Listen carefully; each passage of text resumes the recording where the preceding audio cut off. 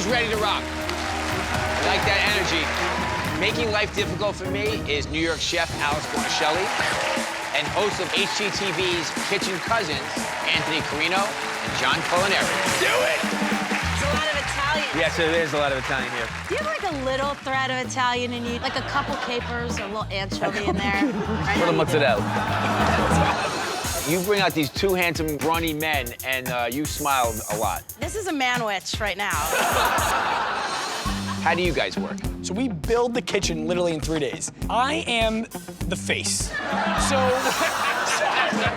I'll be over here, Bobby. Talk to the face. Anthony can get a little testy.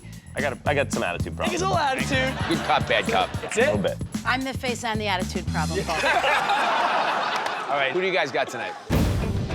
Here is the culinary director from Davio's, Rodney Murillo. Yeah. He's coming out hard.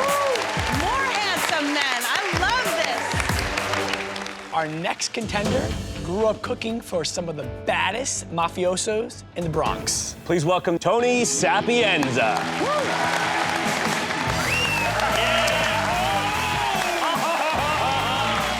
Coming for you. Rodney, Toni, welcome. Thank you. So today, they want to see one of you guys get me beat. But first, you must go through each other. They're gonna taste and decide which one of you goes on to take me in round 2. I'm gonna give you 20 minutes to make an ingredient that I choose the star of your dish. And that ingredient is kalamata olives. I work with kalamata olives all the time, but to create a dish with just kalamata olives, that's gonna be a tough one. I'm thrilled about the kalamata olives. Oh my God, I have to make this with a pasta dish. 20 minutes on the clock. Ready? Go. Let's do it! See what they got. Oh, man, I am so freaking hungry right now.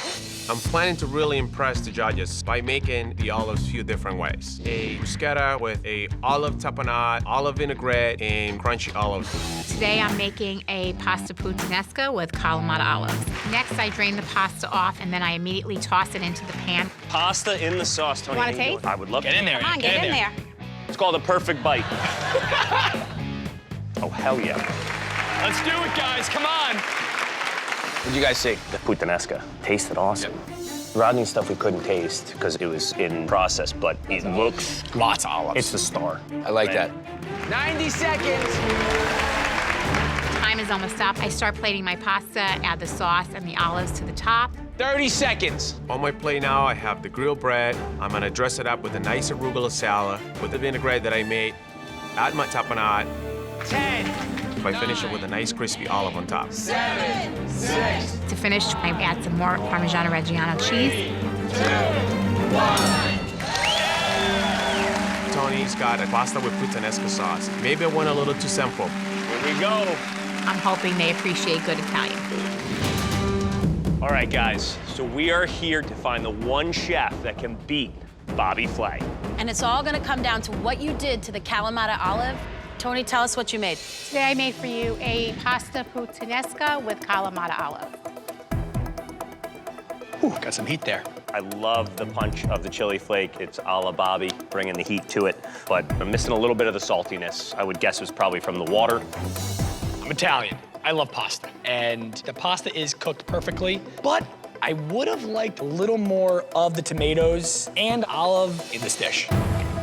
I love the way the pasta is coated with the sauce on top. My concern is it needed to be pulled together a little bit more. I get a big bite of an olive, and then I have a big moment without any. So Rodney, tell us what you made. A bruschetta with baby arugula, olive tapenade, and a crispy olive. The olive is the star. My favorite part about this is that you cut the olives with very refined, fresh flavors, but a little more crunch on the bread would be great. You've tried to kill us with olive, which is not a bad move. But my issue is I don't taste arugula and I don't taste tomato against the half a cup of olives you gave me. I mean, I love this trick of this, Yeah. but I would see your fried olive and raise you a slice of plain old mozzarella. Toni stayed true to her roots and made a great pasta dish. Rodney went all out with the kalamata olives, but he may have gone too far and sacrificed some balance. These guys have a lot to talk about. Italians. All right, so we've discussed And the chef moving forward to Beat Bobby Flay is Chef Rodney.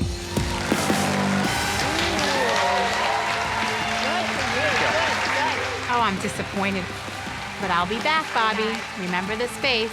Coming back. Very good. Thank you. Trust what you feel in here. This could have been made with a pair of tweezers. I need you to go home and get your hammer. I got a hammer. Okay, bring it. Let's do it.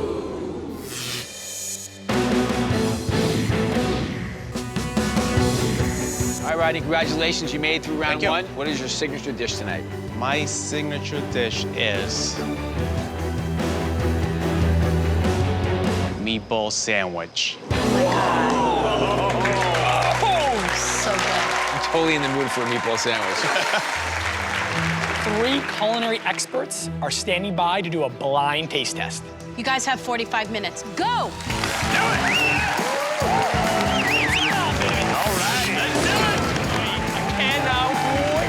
Who doesn't love meatball sandwiches? Go on, distract that guy right there, see? Tackle Bobby right now.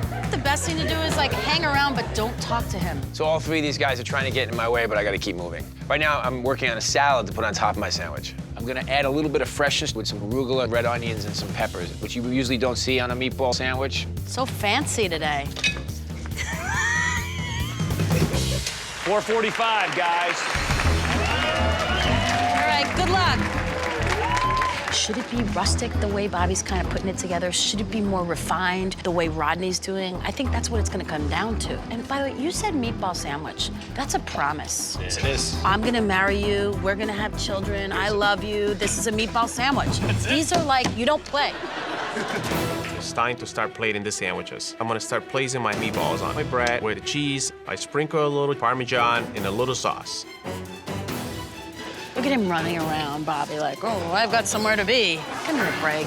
I take the toasted garlic bread, and on the bottom, I put some of the tomato sauce, then 2 of the meatballs with mozzarella. Who does not want a meatball sandwich right now? No one, right? 10, 9. I'm gonna add my arugula salad. 6. Last, I'm serving sauce on the side to dip the sandwich in. 2, 1. Hoping that the judges want a old school meatball sandwich as opposed to Rodney's, which is a little bit more modern. Good job. It's great.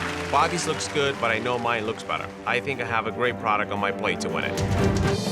Rodney and Bobby, it is time to meet your judges. First up, the chef owner of DeFonte's Sandwiches, Nick DeFonte. The chef owner of Boca de Baco, Kristen Seleni. And the chef owner of 3 Kings Restaurant Group, Dale Tal. Please start with the sandwich that's in front of you.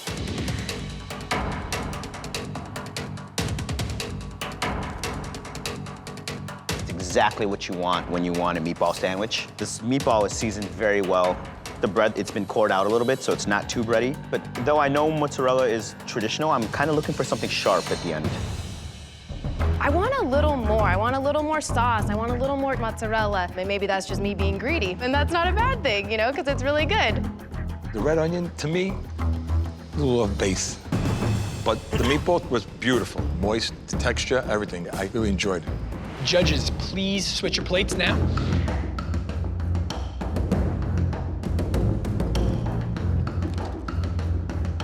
This wasn't my regular grandma meatball sandwich. It wasn't Italian bread like that. But I enjoyed dipping it in this, I call it gravy, but everybody calls it sauce. To us Italians, it's great. Okay. It's great. Okay, so I'm not gonna get yelled at. I love that the chef was innovative with this dish and gave me something that I wasn't expecting. The cheese was excellent, added a nice spice to it. The meatball wasn't as well seasoned. I wish I could plop these meatballs maybe, you know, into here. The bread didn't absorb the sauce or the gravy as well as the first sandwich did. It's more enjoyable of a sandwich when it all kind of soak into the bread and kind of become uniform. Overall, really innovative, not your traditional. That's what I enjoyed about it. I think they like my meatballs more than they like Rodney's. But they responded really well to Rodney's non-traditional take on this. Your guess is as good as mine. And the winner is... Chef Bobby Flay. I didn't think I was gonna get that one, dude. Good job. You did amazing.